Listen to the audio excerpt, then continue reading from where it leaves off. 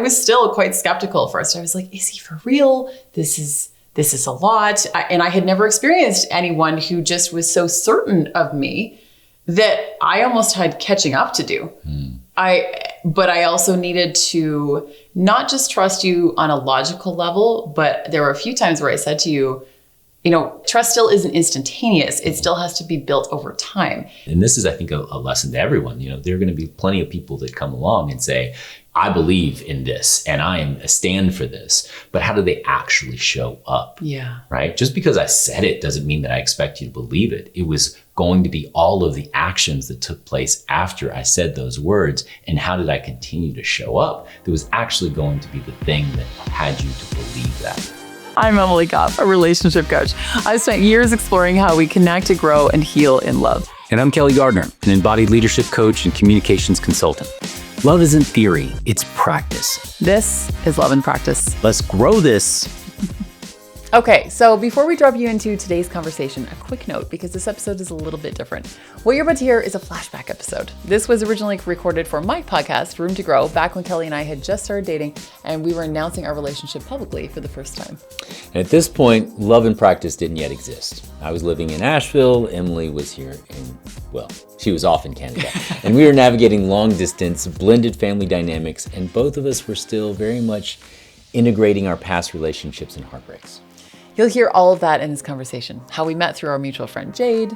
And this is just a short-term container, right? Conversation. Why both of us were convinced things would be slow and careful, and how fast and deep it actually got. And how we started using clear agreements and renegotiation as a way of building safety instead of pretending things were guaranteed forever. We're sharing this now inside Love in Practice because so many of you ask, but how did this actually start? And also because this is such a raw snapshot of what it looks like to practice the things we now teach in real time, before we had the language for all of it. So as you listen, notice where you relate to the fear, the resistance, or the desire to protect your heart, and how being fully chosen isn't a feeling that happens once, but a practice that gets renewed again and again. All right, let's jump back in time to the day we first shared our relationship with the world. Here's the original conversation, exactly as it was recorded. So, I've never done an episode like this before. I have never done an episode like this before either. Let's share with them what this is. So this is your second time on this podcast, and a lot of things have changed since you were last here. Yes. Well, the last time we were not actually here. We were virtual here. Yes. I was here in my basement, and you were in this interesting land called Canada. Sorry, Canadians. I apologize. It's a running joke that we just, and now you are here a lot more frequently. Yes, it's true. It's true. So I am excited to announce that this is my partner. And I never thought that I would do an episode like this, even once I was in a relationship that I was sure of and excited to discuss. Many people in my life have heard me say that I was never going to share anyone publicly. So this is a turn of events. Never say never. You never know what's going to happen. I certainly didn't know this was going to happen. And when we were doing the interview, I certainly didn't think that this was where this was leading. I can admit that I was like, she's kind of cute. And I was like, and you'd reached out and said, hey, I'm going to be in town. And I thought, we should get together for coffee, do the standard, professional get together connection kind of thing, Absolutely. Yeah. We got a little closer and I was like, I wonder if I could turn that into a date. Well, let's see what happens. So our mutual friend Jade connected us, and Jade Tita. Yes, Jade Tita, and he is also here in Asheville, North Carolina. And so you happen to be local. You guys had recorded a podcast, and it's funny because when you guys did your podcast, sometime last year in like the summer, I think, it was the only time that Jade has ever sent me an episode of his directly and been like, you need to listen to this.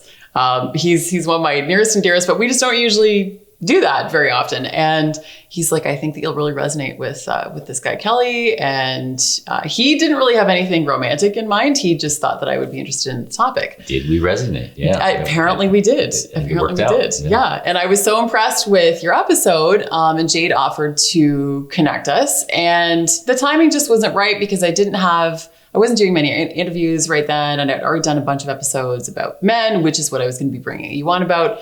So I just let it sit for a few months. And then in January, I was looking at kind of my podcasting schedule for the next little while. And I was like, all right, Jade, connect me with Kelly. Let's make this happen. So he connected us, and we set up a connection call just to chat. And then we set up the podcast. And yeah, I was not thinking anything romantic with you whatsoever. Yeah. I understand. I get it. I get that frequently, like, oh, let's be great friends. Oh, but yeah, it's funny because then when I was coming into town to co-author the book with Jade, we had talked about that, and we didn't talk in between. We recorded the podcast in February, and we didn't talk at all in between. Then me coming in April, and I had just told you I would let you know. So as I was coming into town, I was like, hey, these are the dates I'm in town. I'd love to connect. And we set something up, and I started increasingly getting date vibes from you. Yeah, I will say this, right?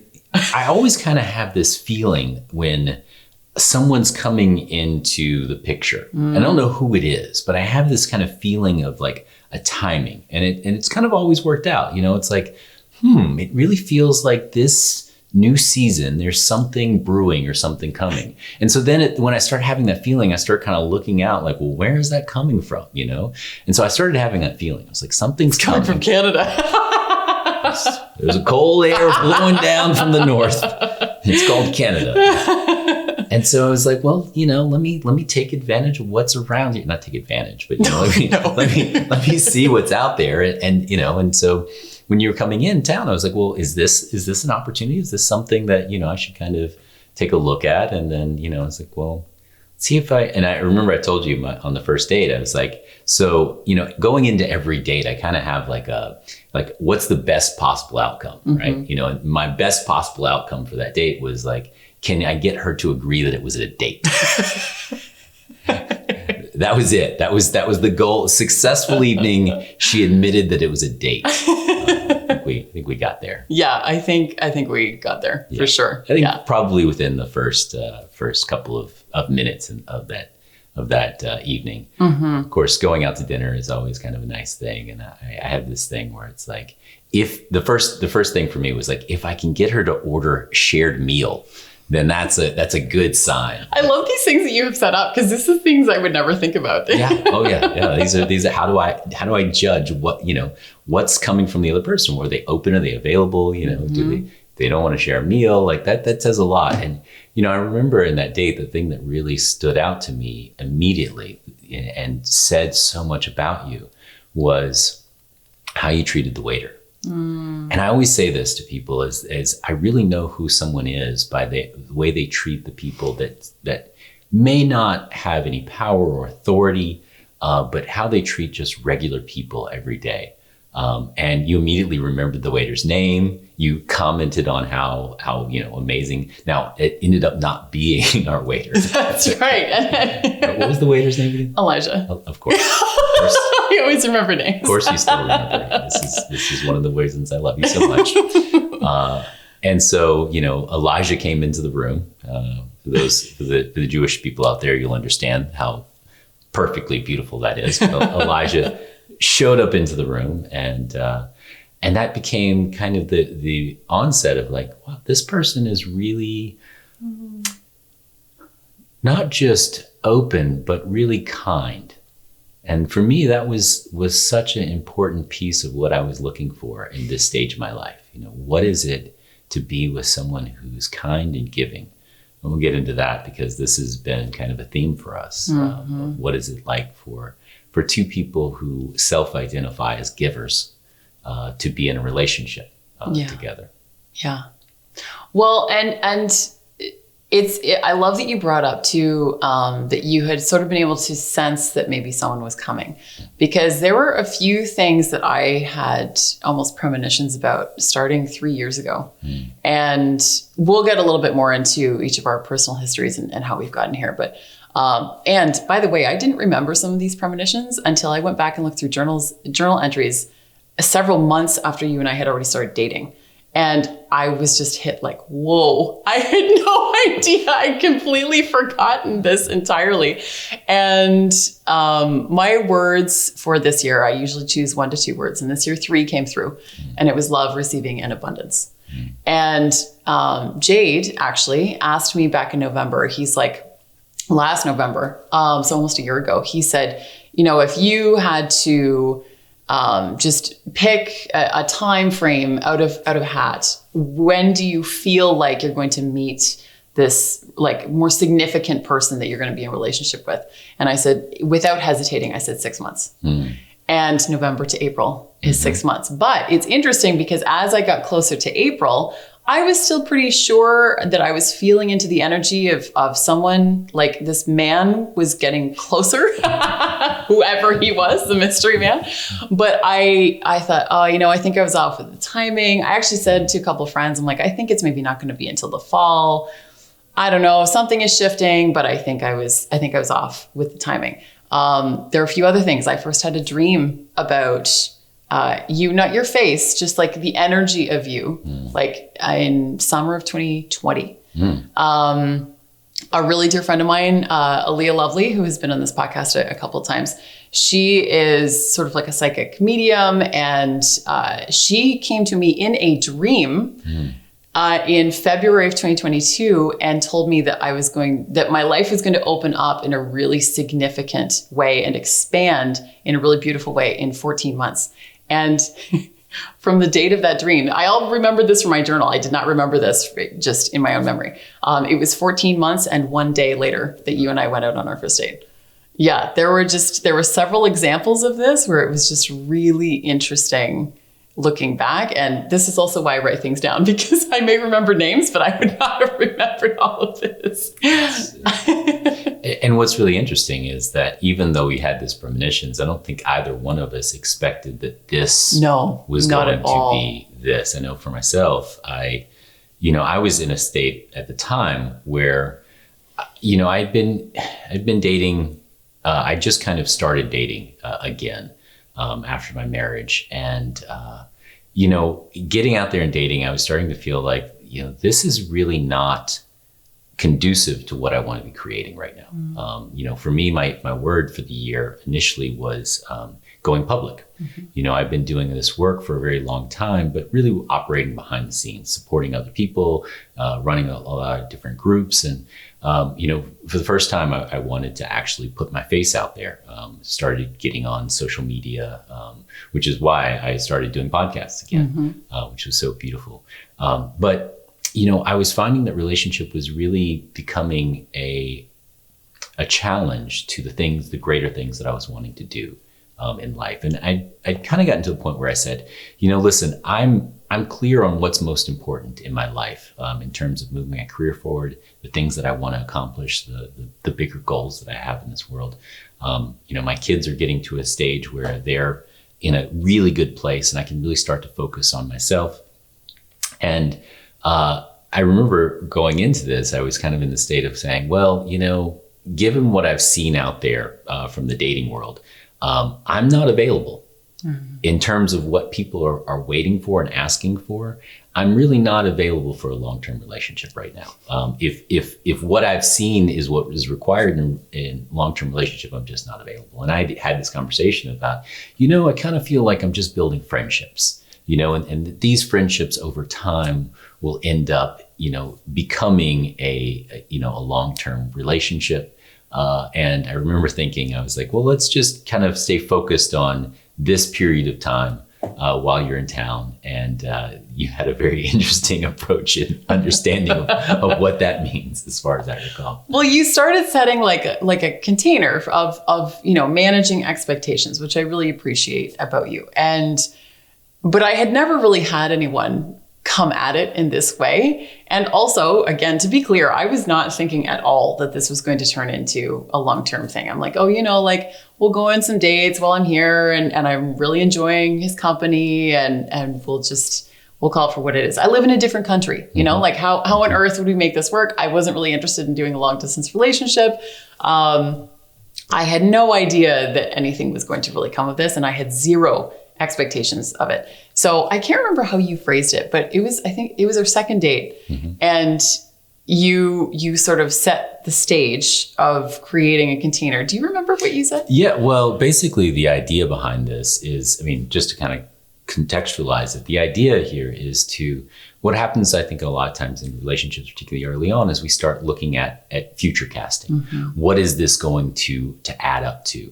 And really trying to take a lot of the steam and the pressure off of that by getting clear agreements. What are we agreeing to? And more specifically, what's the time frame that we're agreeing to that for, so that we can then again, renegotiate as those timeframes come to an end. And I think this is really important and critical in relationship, is continually coming back to what are we here for? Yeah. That we don't just say, okay, I'm here for this. Even in marriage vows, we get complacent over time and I start to go, oh yeah, this is going to be forever, because we made this vow a long time ago that we're going to be here forever. And then I get complacent in terms of looking and renegotiating that consistently. Well, what does that mean right now? And so what I came to is just said, okay, here's what I'm available for right now.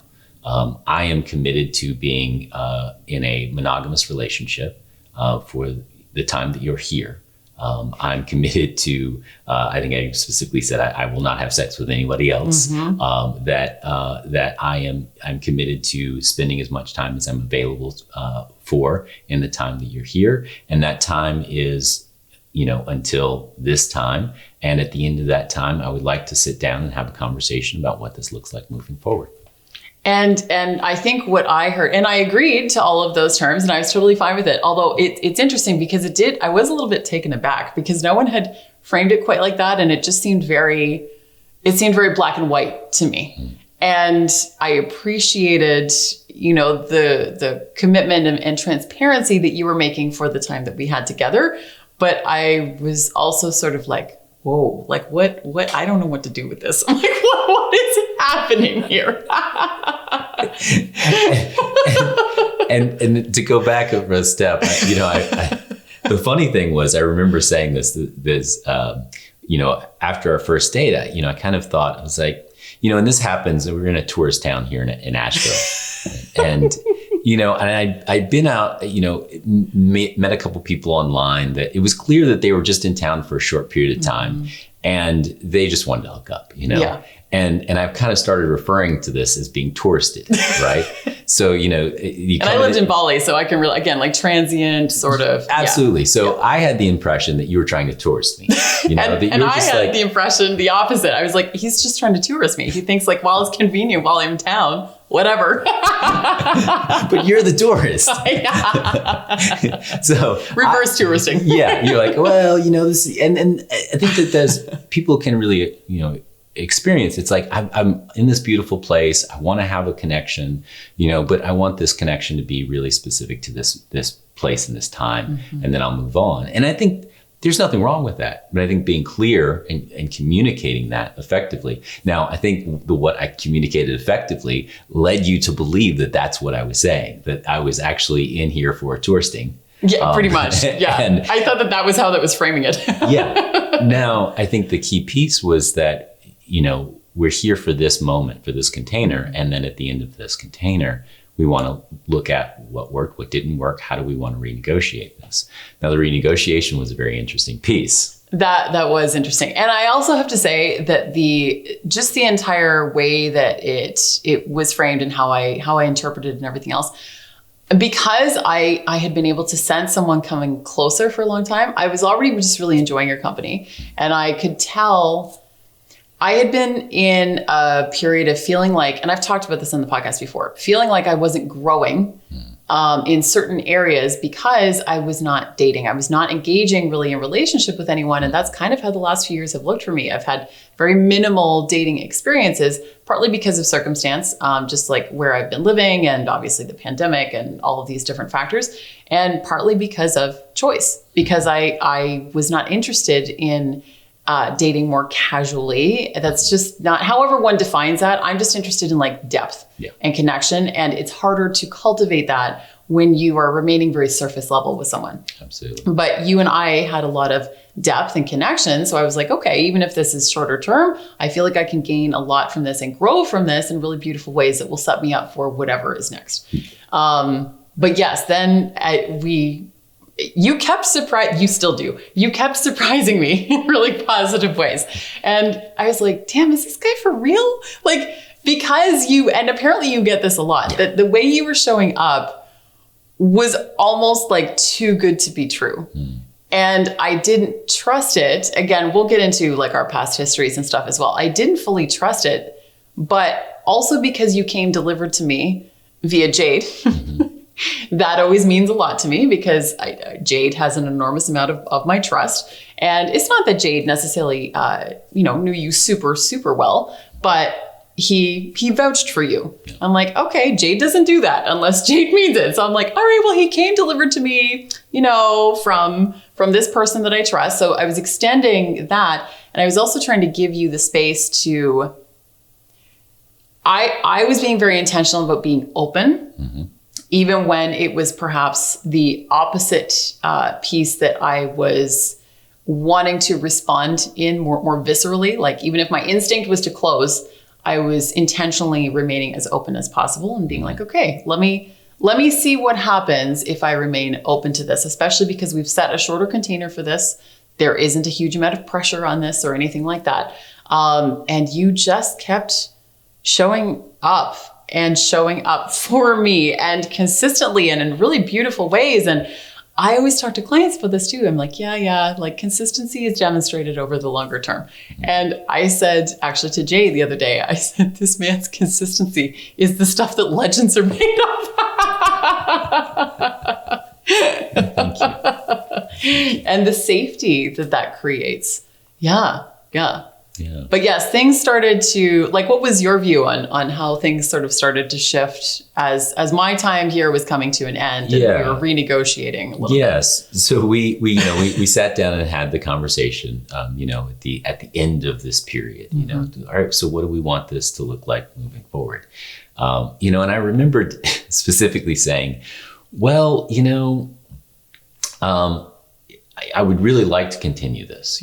I likewise felt there was a lot of depth, a lot of understanding, and just two things that really stood out to me for you were one, just the kindness, just the genuine desire to give, and I really hadn't felt that kind of care.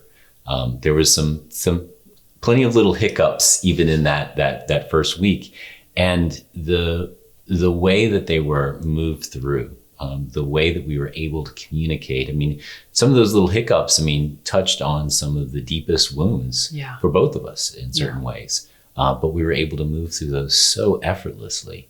But that was really exciting to me. And that was the running joke for a while. We're like, wow, is every massive wound each of us have going to be hit on in like the first 2 weeks? Yeah.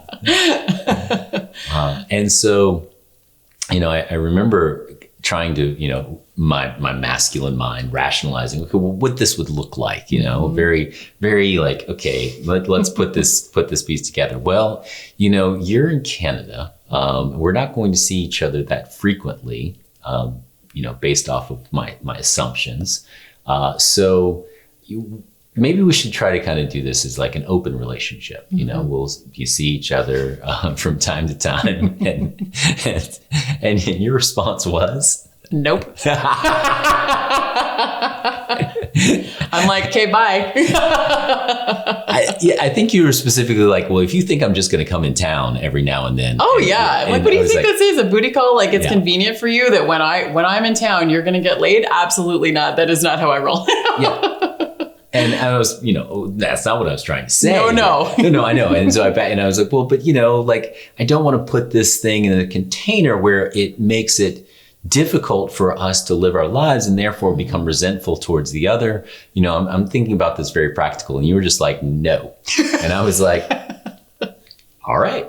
Well, clear on negotiations here. I see how you roll on this one. So how about this?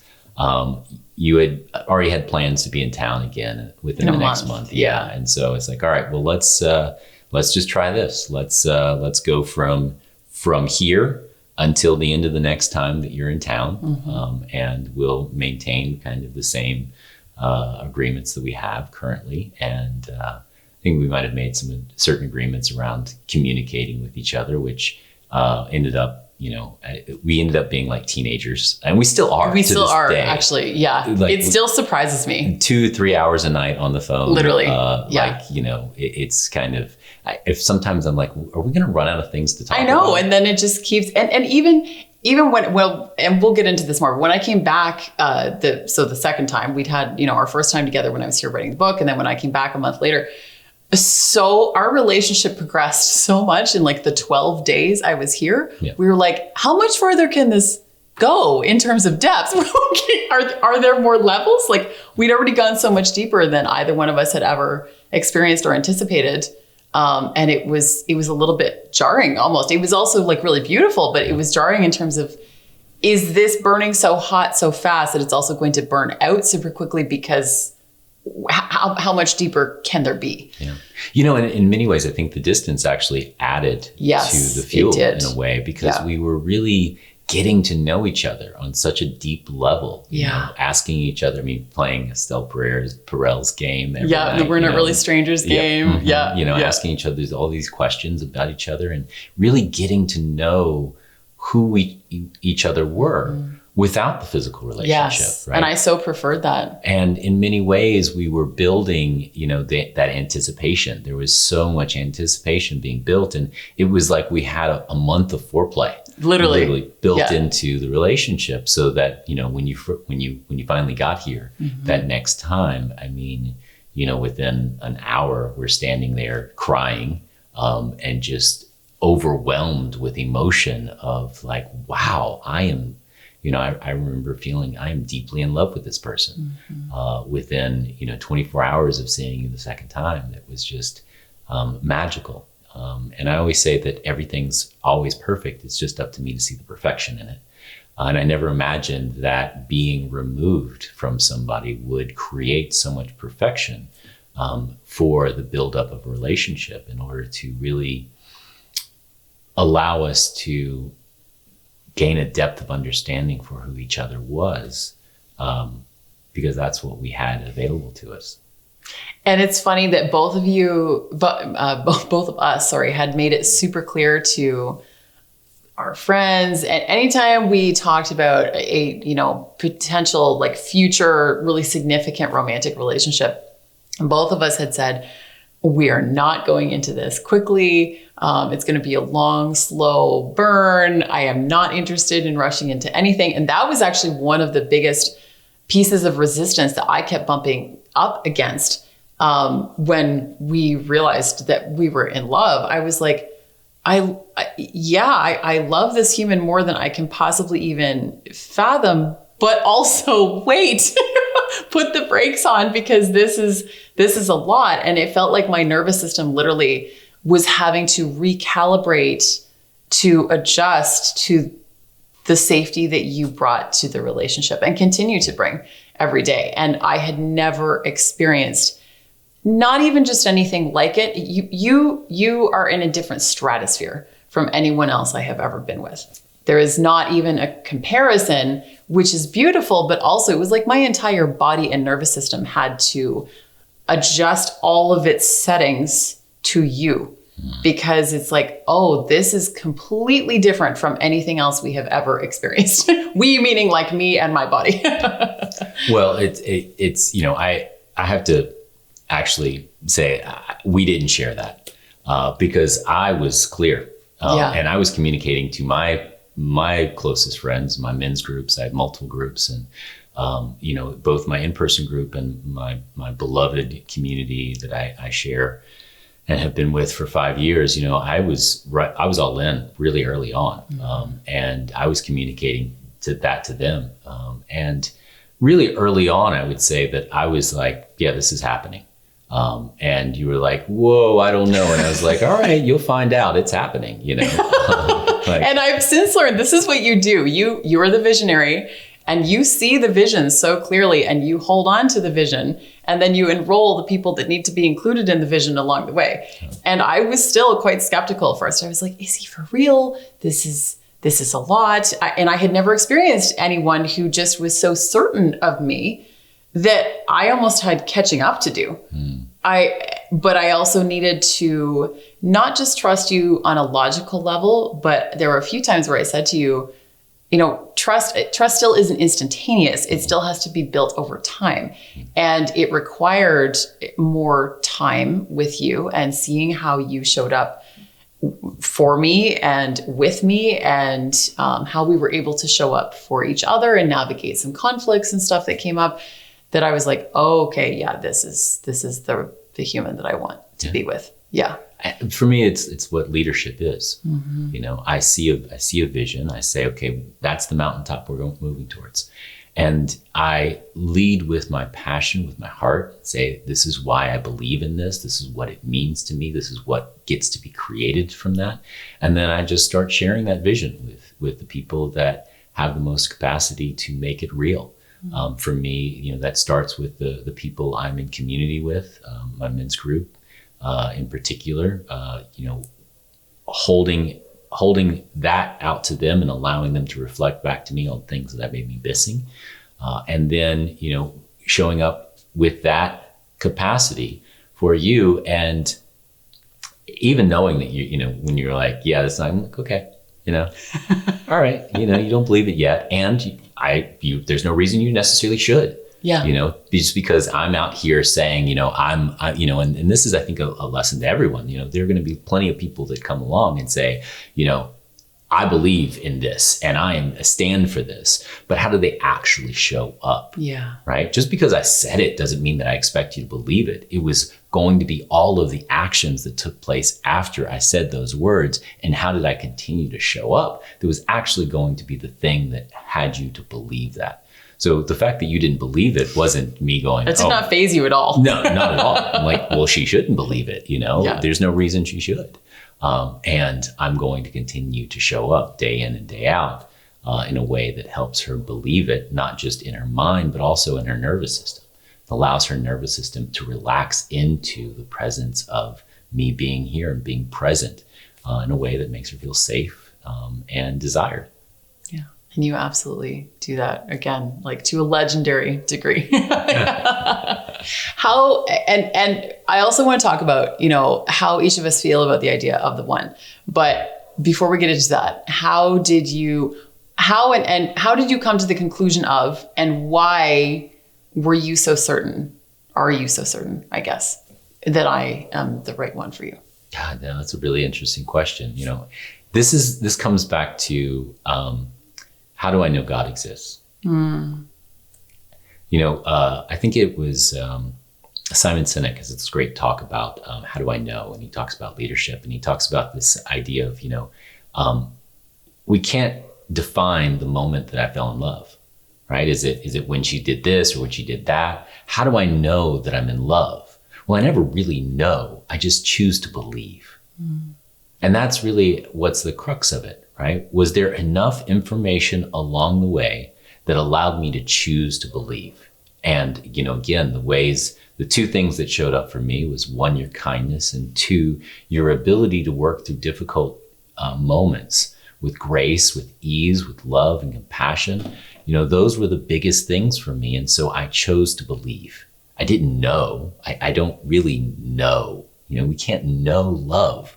We only make a choice. So I made the choice to believe. And from that choice, I continued to move towards that. Now, I think the tricky thing for people oftentimes is, what happens if I find out that I no longer believe? What happens if I see evidence that makes me go, I don't believe? And I think that this is, I talk a lot about, what I refer to as masculine and feminine integrity, right? This masculine integrity is I project myself out into a future. I say that I believe this, and come hell or high water, I am going to make this happen. Now, that gets a lot of us in trouble because we get to a point where we go, well, now the evidence shows me that I actually shouldn't go that way. I should probably go that way. Mm-hmm. And when I say, oh my gosh, I should go that way, then I go, well, I'm not being the man that I said I was. Gandhi marched thousands of people to the sea to protest. He got there and he said, now let's turn around. Right. And having that kind of awareness and availability to be present in the moment, that's often what I refer to as feminine integrity. Right. I feel what I feel and I believe what I believe in this moment. And in this moment, I'm going to honor my feeling, my emotion, my connection to this, and speak from that space. And so I see having both of them intertwined. Now, the important piece is to be able to renegotiate, right? So if at some point, we get along this relationship and we go, you know what? This is not actually working out the way that we want to. Mm-hmm. Can we renegotiate? Can we start to look at what would, at the end, meet all needs that are present in this relationship? If your needs aren't being met, my needs aren't being met, we're not going to stay in this relationship, and that vision's never going to come to fruition. And so it's really about, okay, I have a clarity that this is where I want to go, and I'm going to move everyone towards that. But if we ever get to the point where things start to shift in terms of what we're both individually needing, then I don't just keep holding that same vision of this is how it's going to work out. I have to be able to renegotiate and come to you and say, listen, I'm seeing that this isn't working, or this isn't meeting your needs, or it isn't meeting my needs. What do we want to do about that? And at first that felt very unsafe to me. Because as much as I put an enormous amount of practice into detaching from outcomes, and I am far better at that than I ever have been, there's still, of course, an inherent need for certainty. And certainty obviously is an illusion, but we still want that thing to hang on to. And I think that it's been really interesting to explore this with you, because for one thing, you and I are both very clear that we are not interested in being in a romantic relationship that becomes complacent. We have both been in those relationships before, and we have made agreements to continuously update our relationship agreement, like once a quarter, more so if needed, maybe like once a week on some of the smaller things, maybe once a quarter on the bigger things. Mm-hmm. And coming from a place of both of us still holding that bigger vision and going, okay, how do we make this vision happen in a way that feels really good to each of us, and what has maybe changed since the last time we spoke about this, what has shifted? And something I have learned from you is that all needs can be met.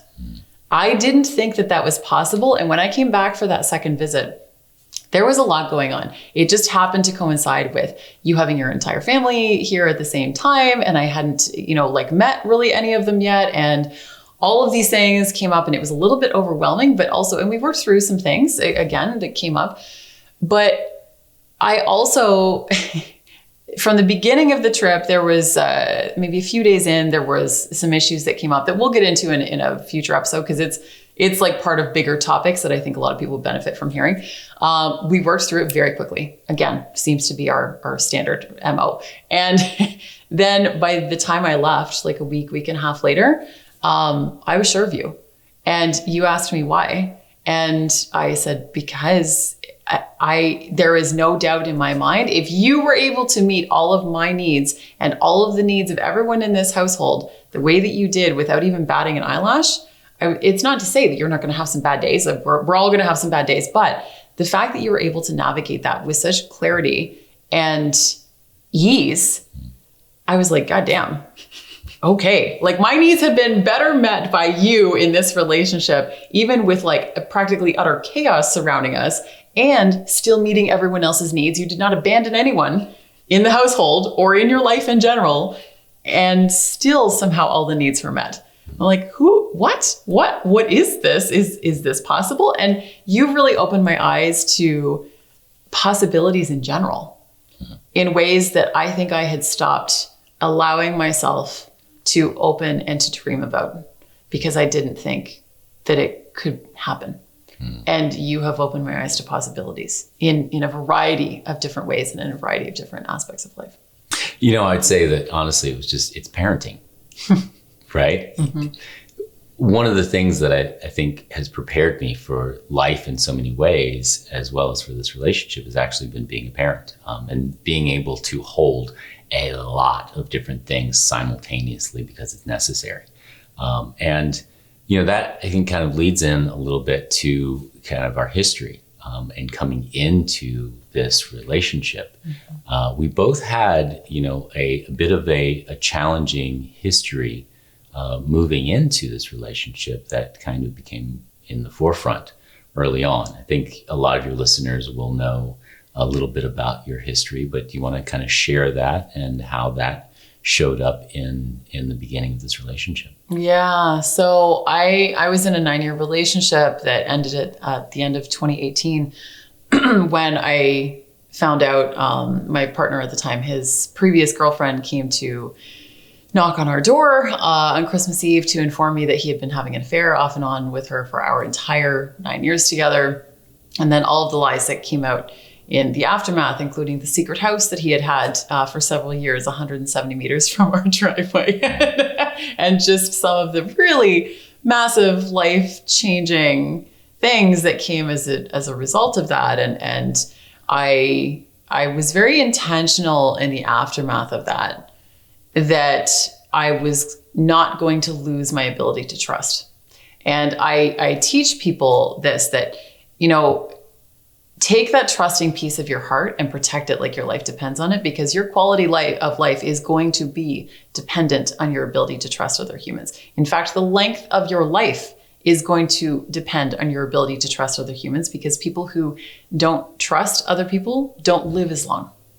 So I was very intentional about that. I also was very intentional of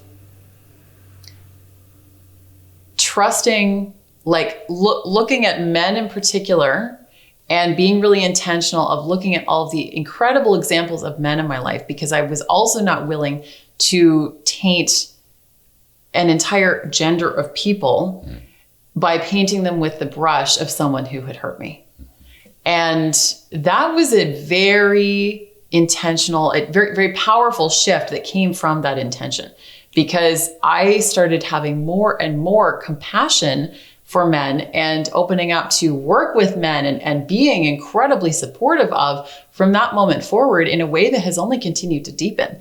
And if I had not done the work that I did, I had people point out to me on podcast episodes and stuff at the time. They're like, you are doing the work now for a relationship that doesn't even exist yet. And I said, yeah, I am.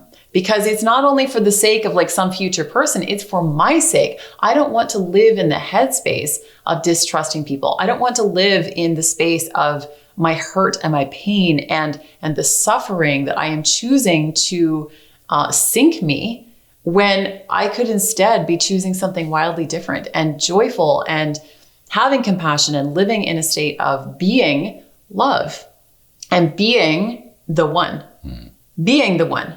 And what is going to be more attractive to someone else? And again, I didn't do it for the sake of someone else. I did it for my sake, because that's how I want to live. That's how I want to wake up in the morning. And that was a completely different experience than the one that I could have had. In those moments, there's usually two roads, more or less, that you can choose to go down. And we all have the choice. And it's never too late to choose a different road either. But if I had not chosen the road that I did, I would not be the human that I am today that gets to engage with you. Now, life being perfect as it is means that my beliefs and my assumptions are going to be challenged in my greatest relationships. And those challenges create the opportunities for real growth. How was that challenged in this relationship? So, and we'll get into this a little bit more when you explain your story, but you have been married twice. And that immediately for me, I had never had the experience of being chosen, truly chosen by anyone. And I had made it very clear to the people closest to me that whatever really significant relationship I ended up in, I needed to feel fully chosen because I needed to know what that felt like. And the fact that you had 2 previous marriages, you have 2 children, there are a lot of people who are vying for your attention at any given time. And since you have children, I expect your children to rank above me. Like that, I would not respect you as much if your children did not rank above me in terms of priority. But I'd also never been anyone's top priority. And that was part of what represented being chosen to me. In addition, you have cultivated beautiful relationships with both of your former wives, and creating these amazing co-parenting dynamics and everything else. And again, I have a huge amount of respect for it, but I questioned initially in terms of, again, there will be moments where they may rank above me, even though you're not even with them anymore. And that was one of the big conflicts. And again, I think we'll do an entire episode around this as well, because there's so many things that I think a lot of people struggle with in terms of blending families and stuff and the dynamics that come with that. But I came to you with that concern, and we discussed it, and we got into some things. Along with when you and I started dating, you had a previous girlfriend who was still sort of in the picture a little bit. You were not involved physically at all or anything like that, but there was, in my opinion, at the time, there was still some energetic messiness and intertwining that was going on that I was not happy about. Because again, one of my biggest wounds is ex-girlfriends hanging around or past partners hanging around. I'm like, you were tied to life for life to your 2 former wives via your children. And then there's this other former girlfriend who's hanging around. So these are some of the wounds that were coming up. And we had very open communication about it. Although one conversation that we had when we were renegotiating the terms of our relationship after that first initial period of time together, I needed to stand my ground for my own sake. And it was also sort of a test for you unconsciously of how is he going to respond to this? But I meant it. I'm like, if you and I were going to date, if I didn't live in Canada and if we were going to date, I was like, you would need to clean that shit up. You need to clean that shit up because I am not making this mistake again of having an ex-girlfriend hanging around who is going to interfere in our relationship and potentially, cheating like I experienced before or anything like that. I was not super trusting of that. And I needed to make that really clear for you, my level of tolerance with it. And again, you just completely blew me away with the way that you went about communicating with me and explaining sort of how your vision was for some of these situations to go in terms of family dynamics, which I would love you to perhaps explain more. And having the hard conversations with people who you needed to have them with to bring some clarity to some situations that were a little bit messy, to allow us to progress forward. Yeah. Yeah. Difficult conversations happens to be, I think, one of the places where I do thrive. You are the best communicator I have ever come across. And it doesn't make it any easier. No. Having those difficult conversations with where emotions are tied. And seeking to do it in a way with compassion for all parties involved. Absolutely. Can be very difficult at times, but I go back to that central idea of all needs get to be met. Mm-hmm. And sometimes stepping away from someone is the best way for them to have their needs met. Sometimes maintaining friendships or close relationships with exes doesn't allow for both parties to get their needs met, provided that those entanglements aren't what I call clean. Having a clarity around that. Obviously, with ex-partners whom you have children with, there's a lot of difference that's involved in maintaining the and keeping those relationships clean. But I would say, from my standpoint, that's been relatively easy, given the circumstances. And go back into the circumstances. I was, as you mentioned, I'd been married twice. My first marriage I was 30 years old. We were both in graduate school, and I do believe that marriage was very much about the child that we had. We got married, kind of literally 7 days before he was born. So I think that it really was clear that we were getting married for that child. And that teenager who now lives with me full time is one of the greatest gifts and teachers that I've ever had in my life. And I'm so deeply grateful. That was also clearly, I think, the most difficult. I don't like to use the word toxic, but if I could say a relationship was toxic in terms of how we related with each other, that was probably the most challenging relationship I'd ever been in. And it taught me a lot. It grew me really into the capacity to be fully available in relationship. I taught nonviolent communication for quite some time before I got into that. And I realized that teaching it did not make me good at it. And so I really had to go deeper into exploring myself, that teaching was not making me who I wanted to be. And so I learned a lot. And in healing that relationship, now I refer to her as my big sister. She's a little bit younger than me, but she has that big sister vibe, and, I get to go and spend time with her and her husband and her kids as well. And bring my other son, it's like going to visit my sister, and, all of our kids get together and play, and I have a great relationship with her husband. And I'm really, really proud of the space the time that it's taken to create that. But where we are today is something that I'm really happy with. Now, I moved from there into my second marriage, which for me, I believe was my forever relationship. And was really, I believe I had the skills for the first time to really sustain a relationship. And I was really in that for the relationship and the growth that got to happen there. And we did end up having a child as well. But then it's about 6 or 7 years into that relationship, she came to me one day and said, "Is there space in our marriage for me to explore my sexuality outside of our marriage?" And my immediate response was theoretically yes, but in practice, I don't believe that you're really present in this marriage right now, in this relationship. In order to move into that space, which is beyond the agreement that we made, I would like for us to shore up this relationship. And at the time she agreed, but it ended up moving in a very different direction, where she began and continued to have a relationship with someone while we were trying to work out that marriage. And that really hurt. And it was very, very difficult time that I went through, a lot of pain, but a lot of growth in the process. I think a lot of people can look at this and say, what did this person do to me?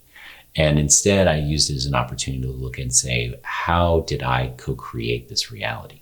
What are the ways in which I had been showing up? And, one of the things that became really clear for me was my fear of abandonment, and how I had become a caretaker in life. And I distinguish between a caregiver and a caretaker, right? A caretaker is someone who gives for the express purpose of establishing a need within that relationship so that they cannot be left.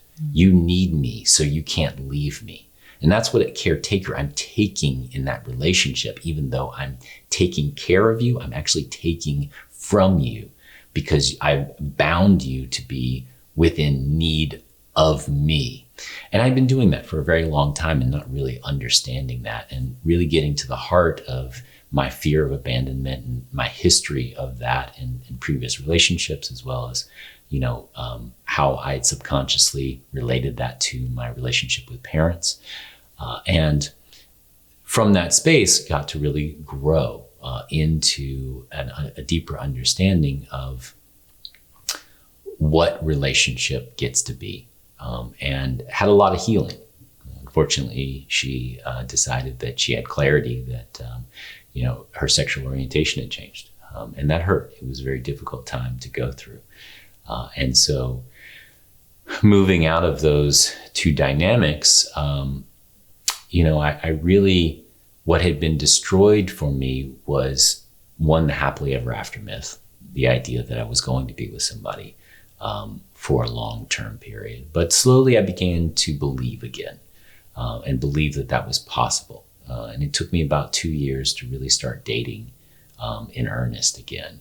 And once I did, I started thinking, well, I believe in it, but I think it's a bit further off than I'm actually seeing. I'm going to focus on me right now and really creating the things that have been limiting, moving beyond what I believe to be limiting beliefs around what I can do as a parent, what I can do in my career at this stage of my life, and really focus on growing myself. I don't want to be celibate during this period of time. So I'm interested in engaging and having relationships that feel good for both parties, but I'm going to explore what that means. Really the gift of that was learning to put myself first and say, I am not going to let go of me in the process of having a relationship. And so when you came along and came from not only a space of, I want you to be who you are, but I really want to support you being the best version of who you are. And again, it was, lots of people will say that, but you continued to show up and show me that time and time again. Even to, this last week when I had to go out of town, and you're like, no problem, I'll come in town a day early and make sure your son can get to school. I nearly came to tears, because I really hadn't experienced that level of someone, getting a little teared up, giving without me even having to ask. Outside of my mother, I don't think I've ever really experienced that from a partner before. And that was really, really meaningful and continues to drive this relationship forward with even deeper belief than that vision that I held early on about that mountaintop that we're going to. I think that mountaintop is even higher than I imagined. Thank you for sharing that. And yeah, I think it's really, I think that the way that we have continued to show up for each other, the trust has just continued to deepen. And it's interesting, actually, I forgot to mention the fact that in terms of feeling chosen, this was your idea. I did not ask you for this. This was nothing that I suggested. Every single day you wake up and you tell me that you choose me. And even if we're having a conflict, we make sure to remind the other one before we're even getting into it. Sometimes even in the middle of it, we're like, I still choose you. I choose you. And I might also be really mad at you right now, but I still choose you. And I'm in this and we are committed to working through this. And the other thing, and again, we'll get into this because this is more of a bigger part of a bigger conversation around the co-parenting dynamics and everything else. But I very quickly, not only recognized and appreciated so deeply how you being a parent has made you a better human that I get to benefit from. I get to benefit from all these skills that you've picked up that you would not have had you not been a parent. And I also just adore both of your kids anyway. But also being deeply protective of the relationships that you've worked so hard to cultivate with your former wives. I'm very protective of those relationships because I know how much it has cost you to create them. And not to mention, for the sake of the kids, obviously that's its own entity, but your relationship with them, you have poured so much into making that happen. And it is such a rare thing to see those relationships come together in such beautiful ways after so much division and pain on both sides and everything else from a variety of different factors. That's a really powerful thing that very few people in this day and age get to experience. And that's another place where it's a lot of people say that, when the rubber hits the road, it's, there's a whole lot of reasons to back away from that. And there's been little bumps in the road along the way that we've worked out and ironed through. But even, this last weekend when I was out of town, and you were taking my 7-year-old to school in the morning, and you asked me, you said, well, how's his mom feeling about this? And, well, she's, she fears for his life every single day, and it has nothing to do with you. And you took it upon yourself to just reach out to her and allow her to feel okay, and to check in with her about what the situation was. And that's the proof in the pudding. That's the thing that's like, people will say it, but then it's the way that we show up in relationship, not just to each other, but to the people surrounding us, that really help to solidify my belief in that, continually every day. And now I'm crying.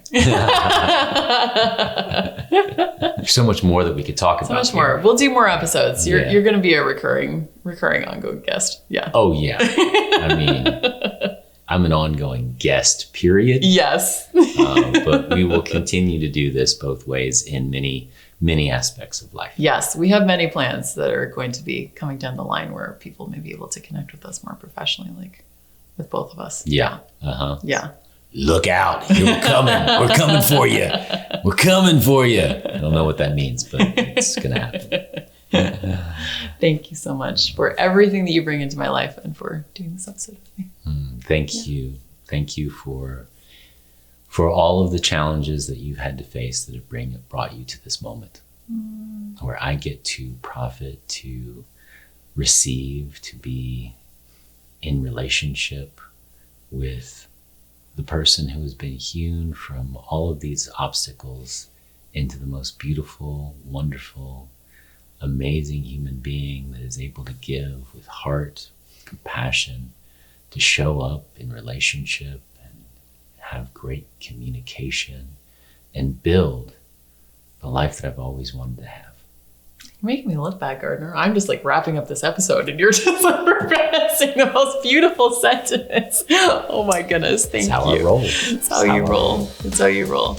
There was a moment actually right over here in the kitchen where I said to you very early on, like, thank you for enduring everything that you have to become the person that you are, that I get to be with, because you wouldn't be who you are without having gone through all of it. I'm never going to take it for granted.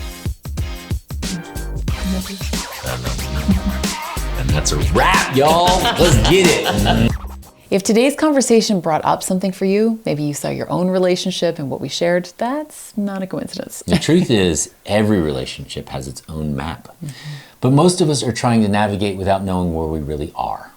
That's why we built the Relational Compass, to help you understand your direction in love. It reveals the patterns that cause conflict and the strengths that bring you back to connection. It's based on years of coaching and real relationship work, including our own. And it's designed to give you insight, not judgment. You can take it free at lipcouples.com/compass. It only takes about 5 minutes, and it might completely change how you see yourself and your partner. Because the truth is, you don't need a new partner, you just need a new compass. And a little practice. Oh yeah.